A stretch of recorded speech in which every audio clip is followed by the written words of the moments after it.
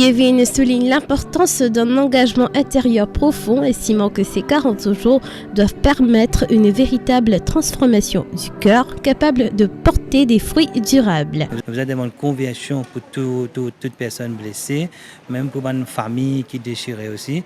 Et surtout, comme si nous avons fait face à jeûne, partage de la prière. Et surtout, comme si nous avons mettre nous au service de Dieu avec un équerre vraiment converti.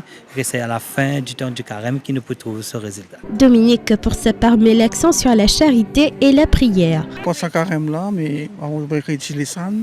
Moi, nous pensons faire la charité. Nous pensons faire beaucoup de choses pour le carême. Nous la messe, on fait la prière, nous suivons le 40 heures, on fait tout ce qui est l'église pour Dieu. Nous prions pour les uns et pour les autres. Marie-Louise évoque quant à elle la grâce divine. Elle confie prier pour recevoir la force nécessaire afin de vivre pleinement son carême. À 40 jours de carême là, je dis bon Dieu, garde-nous grâce, garde-nous carême bien.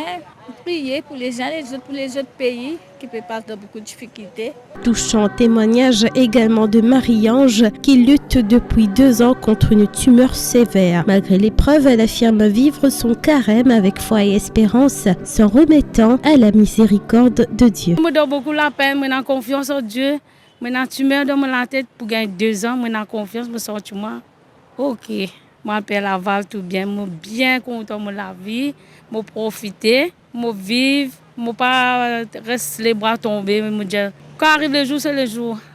Mais moi, j'ai confiance beaucoup avec Jésus miséricorde. Pour Serena, le carême représente un moment favorable pour se réconcilier avec Dieu. Pour moi, le carême, c'est un retour à l'essentiel. C'est comme on nous dit, nous entendons la parole aujourd'hui, c'est le moment favorable pour se réconcilier avec Dieu.